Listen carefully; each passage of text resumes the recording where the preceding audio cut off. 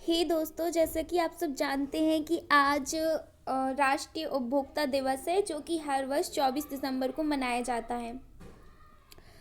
तो आखिर क्या होता है उपभोक्ता दिवस और उपभोक्ता के क्या अधिकार होते हैं। देखा जाए तो सभी व्यक्ति एक उपभोक्ता हैं और उनके क्या क्या अधिकार हैं।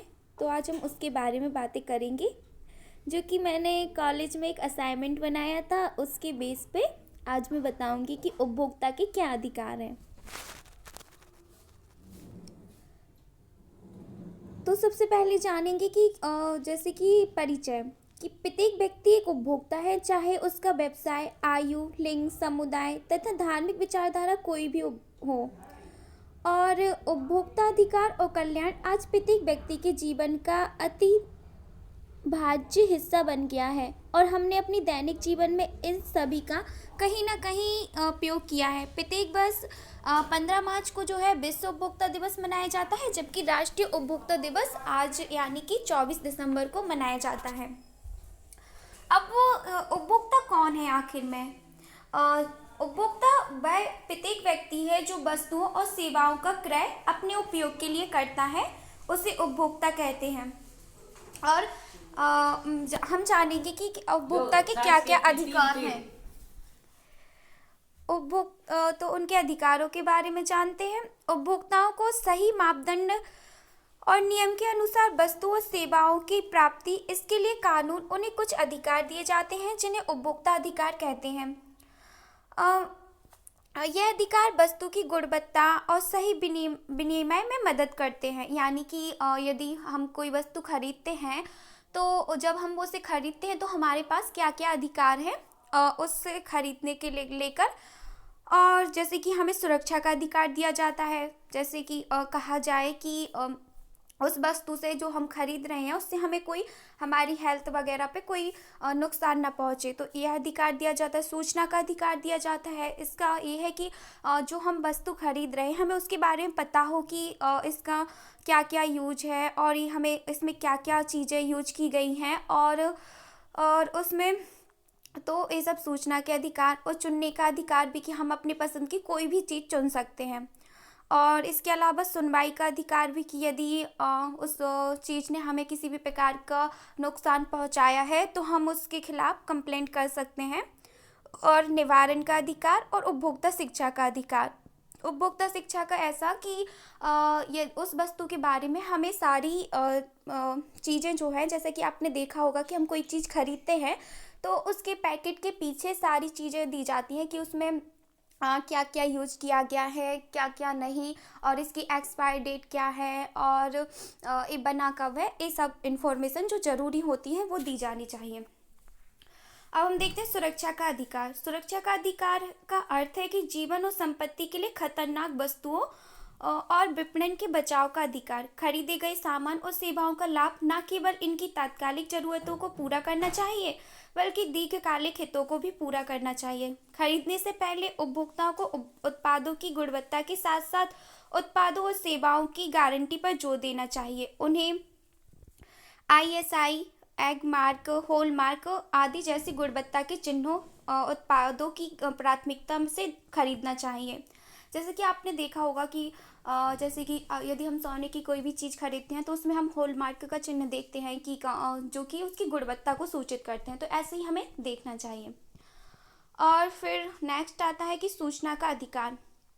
सूचना के अधिकार का अर्थ है कि माल की गुणवत्ता, मात्रा, शक्ति, शुद्धता, मानक और कीमत के बारे में सूचना होने का अधिकार, ताकि उपभोक्ता का अनुचित व्यापार प्रथाओं को बचाया जा सके। उपभोक्ता को चुनाव या निर्णय होने से पहले उत्पाद या सेवा के बारे में सारी जानकारी प्राप्त करने पर जोर देना चाहिए। यह उसे बुद्धिमानी और जिम्मेदारी से कार्य करने में सक्षम करेगा और उसे उच्च दबाव वाली बिक्री तकनीकों को शिकार होने से रोकने में सहायता करेगा। फिर हमारे पास चुनने का अधिकार भी है। चुनने के अधिकार है कि मतलब जो कौन सी वस्तु हमें खरीदना है, कौन सी नहीं। और जैसे कि बाजार जाते हैं तो बहुत सारी वस्तुएं होती हैं और सेवाएं भी बहुत सारी होती हैं, और उनमें हमें कौन सी वस्तु खरीदनी है ये हम पे डिपेंड करता है। उचित मूल्य पर संतोषजनक गुणवत्ता और सेवा का आश्वासन पाने का अधिकार है हमें, और इससे बुनियादी वस्तुओं सेवाओं का अधिकार भी शामिल है।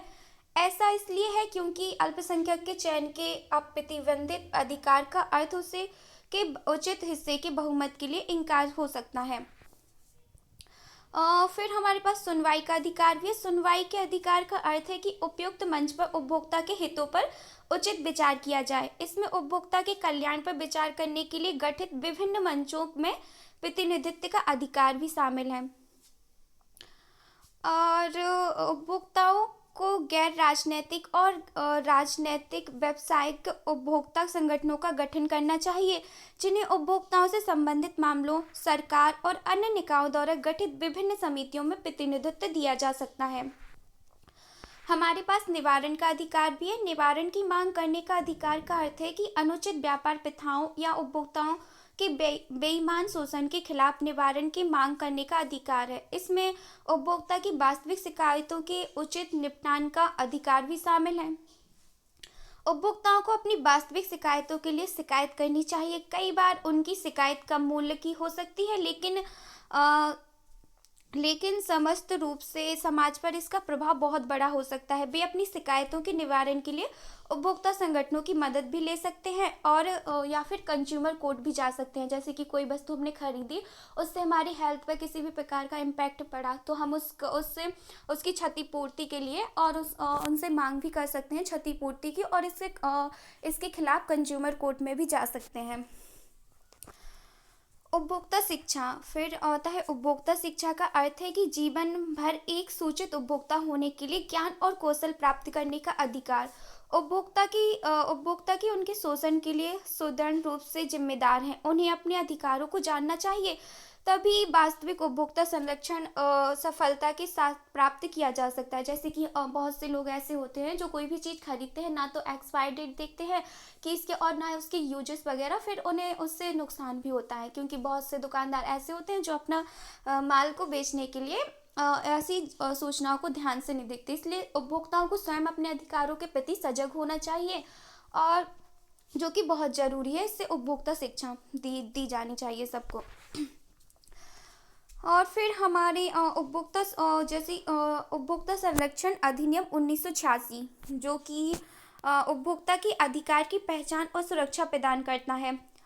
सभी अधिनियमों की तरह यह अधिनियम भी अनेक उपभागों और खंडों में विभाजित है। उदाहरण के तौर पर यदि देखें तो भाग 2 के उपभाग 1 और उपभोग की धारा घा और भाग 2(1) घा के रूप में प्रस्तुत किया जाएगा। उपभोक्ता संरक्षण अधिनियम 1986 का मुख्य उद्देश्य 3 स्तरीय, जिला स्तरीय, राज्य स्तरीय और शब्द स्तर पर अर्थ है न्यायिक व्यवस्था के अंतर्गत उपभोक्ता के महत्व, तीव्र एवं रास्ता संरक्षण प्रदान करना। अतः जब सभी उपभोक्ता के अधिकारों का अतिक्रमण होता है, तब उपभोक्ता इन स्तरों की शिकायत करता है।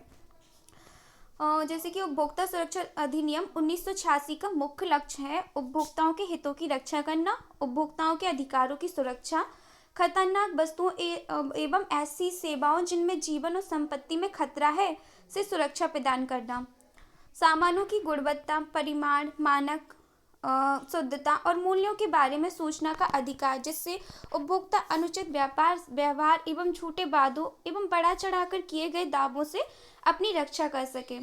सुने जाने का अधिकार भी इसमें शामिल है। विभिन्न प्रकार की वस्तुओं तक पहुंच का अधिकार, क्षतिपूर्ति का अधिकार और उपभोक्ता शिक्षा का अधिकार। जी, ये सब किसके अंतर्गत आता है? उपभोक्ता संरक्षण अधिनियम 1986 के। फिर अभी 2019 में नया उपभोक्ता संरक्षण कानून भी आया है, जो कि 20 जुलाई 2020 को नया उपभोक्ता संरक्षण अधिनियम 2019 को लागू किया गया, जो उपभोक्ताओं को सशक्त करने के साथ उन्हें इसके विभिन्न अधिसूचित नियमों और प्रावधानों के माध्यम से उनके अधिकारों की रक्षा करने में मदद करेगा। न्याय अधिनियम 94 उपभोक्ता संरक्षण अधिनियम 1986 की तुलना में तीव्रता से और कम समय में कार्यों का निपटान करेगा। पुराना अधिनियम न्याय हेतु सिंगल पॉइंट पहुंच के कारण ज़्यादा समय लेता था, और जो अभी 2019 का न्यू अधिनियम आया है, इससे कार्य शीघ्र ही निपटान किए जाएंगे। और ई कॉमर्स एवं अनुचित व्यापार अभ्यासों पर नियम। सरकार इस अधिनियम के तहत उपभोक्ता संरक्षण ई कॉमर्स नियम 2020 को अधिसूचित करती है, जो निम्नलिखित है। ई कॉमर्स संस्थाओं के उपभोक्ताओं की return, refund, exchange, warranty, guarantee, delivery, shipment और भुगतान के तरीके, शिकायत निवारण तंत्र, भुगतान संबंधी विधियों की सुरक्षा और उत्पत्ति के स्थान से संबंधित जानकारी देना आवश्यक है। और इन प्लेटफॉर्मों को 48 घंटे के अंदर किसी भी उपभोक्ता की शिकायत को सुनना होगा और शिकायत प्राप्त करने के 1 महीने के भीतर शिकायत का निवारण करना होगा तथा इस हेतु शिकायत अधिकारी की नियुक्ति करनी होगी। तो और फिर यहाँ पे इसमें ये भी बताया गया कि भ्रामक विज्ञापनों के लिए जुर्माना।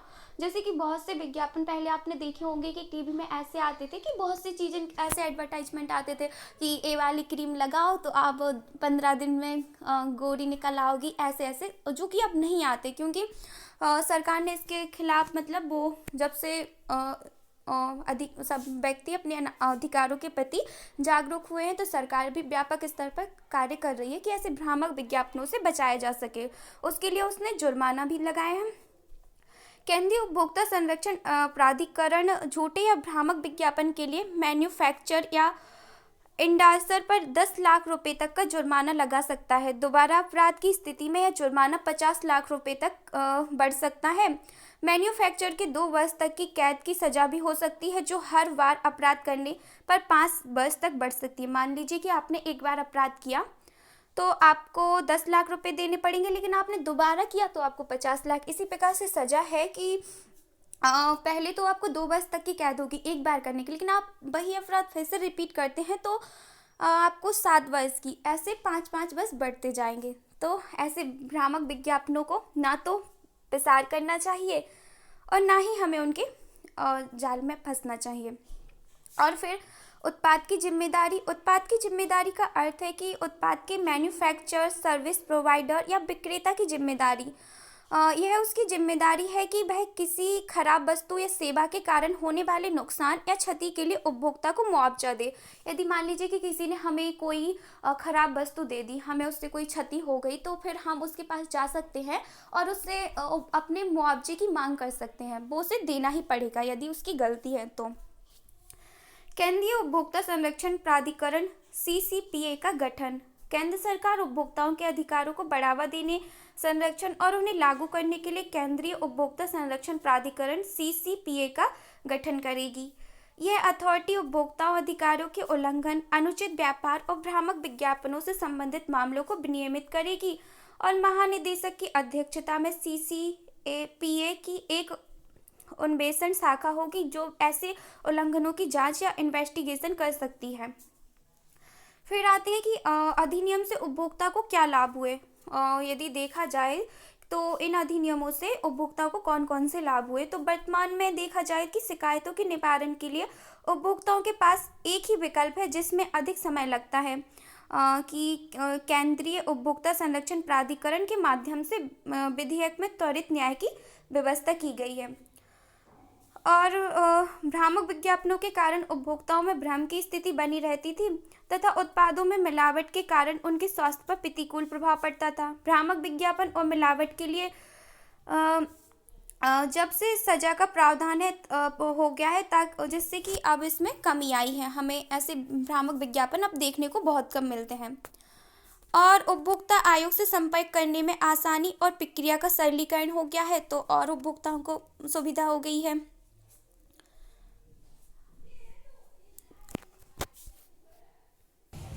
यहाँ पर एक पॉइंट और जोड़ना ज़रूरी है कि आखिर शिकायत कौन कर सकता है। जैसे कोई भी व्यक्ति जो उपभोक्ता है या फिर कोई स्वैच्छिक उपभोक्ता संगठन जो कि संगठन कोई भी इसकी शिकायत कर सकता है यदि उसके साथ किसी भी प्रकार का धोखा किया जाता है। और शिकायत क्या क्या हो सकती है, जैसे कि कोई व्यापारी है वो अनुचित या जो प्रतिबंधनात्मक पद्धति का प्रयोग कर रहा हो और या फिर जितना उस वस्तु का मूल्य है उससे अधिक मूल्य ले रहा हो, या उस वस्तु से हमें कोई क्षति पहुंचती है, कोई नुकसान होता है, हमारी हेल्थ पर इम्पैक्ट पड़ता है, सोसाइटी पर किसी भी प्रकार का, तो इसलिए भी कर सकते हैं। और इसके अलावा जैसे कि किसी जो वो वस्तु है किसी कानून का उल्लंघन कर रही हो या जीवन तथा सुरक्षा के लिए जो जोखिम कोई भी जोखिम पैदा कर रही हो, तो जैसे कि उस सामान को जनता को बेचा जाएगा तो उन्हें कोई जोखिम पैदा हो रहा हो तो हम इसकी शिकायत कर सकते हैं। और शिकायत कहाँ की जा सकती है? तो इसमें ना शिकायत सेवाओं की लागत अथवा मांगी गई क्षतिपूर्ति पर निर्भर करती है कि आपको शिकायत कहाँ की जाए। यह बात पर निर्भर करती है कि सामान सेवाओं की लागत क्या है अथवा मांगी गई क्षतिपूर्ति पर निर्भर करती है। अगर यह राशि 20 लाख रुपए से कम है तो जिला फोरम में आप इसकी शिकायत कर सकते हैं। यदि यह राशि 20 लाख रुपए से अधिक है तो जैसे 20 लाख रुपए से अधिक 1 करोड़ से कम, तो आप राज्य आयोग में इसकी शिकायत कर सकते हैं। और 1 करोड़ रुपए से अधिक है तो राष्ट्रीय आयोग के समक्ष आपको इसकी शिकायत दर्ज करनी होगी। अब यहाँ पर यह प्रश्न भी उठता है कि आखिर शिकायत कैसे करें? तो उपभोक्ता या शिकायतकर्ता द्वारा शिकायत सादे कागज पर की जाती है कि शिकायत में शिकायतकर्ताओं तथा विपरीत पार्टी का नाम या का विवरण तथा पता, शिकायत से संबंधित तथ्य एवं यह सब कब और कैसे हुआ, कहाँ हुआ आदि का विवरण दिया जाता है। और हमें यह बात ध्यान में रखना ज़रूरी होती है कि हम जो शिकायत कर रहे हैं उसमें कोई भी झूठी इन्फॉर्मेशन ना दी जाए। जो भी हुआ है वो मतलब साफ साफ बताया जाए। और इसके अलावा आपको उसमें अपने हस्ताक्षर भी करने होंगे और जो भी उसमें डॉक्यूमेंट्स मांगे जा रहे हैं वो देने होंगे और हस्ताक्षर करने होंगे। इस प्रकार की शिकायत दर्ज कराने के लिए किसी वकील की आवश्यकता नहीं होती। शिकायत दर्ज कराने के लिए किसी वकील की आवश्यकता नहीं होती है। और साथ ही इस पर कार्य पर नाम मात्र न्यायालय शुल्क की ली जाती है। मतलब केवल नाम मात्र की शुल्क लगती है और वकील की भी कोई ज़रूरत नहीं होती है। हाँ, तो ये था हमारा उपभोक्ता कानून। और इसके अलावा यदि हम हम निष्कर्ष रूप में ये कह सकते हैं कि भारत जैसे विकासशील देश में व्याप्त विभिन्न सामाजिक आर्थिक समस्याओं, गरीबी, निरक्षरता और क्रय शक्ति में कमी के चलते उपभोक्ताओं के तंग जाने, धोखाधड़ी, गुणों के विपरीत सामान दिए जाने आदि की शिकायतें प्राय सुनने को मिल ही जाती हैं। सरकार द्वारा पारित उपभोक्ता संरक्षण अधिनियम 1986 उपभोक्ताओं के अधिकारों की रक्षा के लिए और उन्हें सुरक्षा प्रदान करने के लिए पारित किया गया है, जिसके तहत उपभोक्ताओं को अधिकार दिए जाते हैं। इसके बाद 1986 की जगह नए उपभोक्ता संरक्षण कानून 2019 लागू होने से पुराने नियमों की खामियां भी दूर हो गई हैं। तो अब हमारा ये राइट्स है कि हम खुद अपने अधिकारों के प्रति सजग हों, क्योंकि सरकार तो बहुत कुछ करती है हमारे लिए, लेकिन हमें जब तक हम अपने अधिकारों के प्रति सजग नहीं होंगे तो कुछ नहीं हो सकता। हमें खुद पहले कोई भी वस्तु खरीदने जाने से पहले ध्यान रखना चाहिए कि वो वस्तु कैसी है, उसमें सारी इन्फॉर्मेशन दी गई है कि नहीं, उससे हमें हमारी हेल्थ पर कोई इम्पैक्ट तो नहीं पड़ रहा। मतलब और हमें उससे जुड़ी हुई सारी चीज़ें जानने का अधिकार है, तो हमें अपने अधिकारों का प्रयोग करना चाहिए। क्योंकि यदि कोई वस्तु खराब है तो आपको तो क्षति होगी ही। यदि आप उसके खिलाफ कंप्लेंट नहीं करेंगे तो वही वस्तु दूसरे लोगों को भी दी जाएगी, उन्हें भी उससे क्षति हो सकती है। तो उपभोक्ता अधिकार दिवस के अवसर पर यही कहूँगी, सभी लोग अपने अधिकारों के प्रति सजग रहें। और बस, थैंक यू।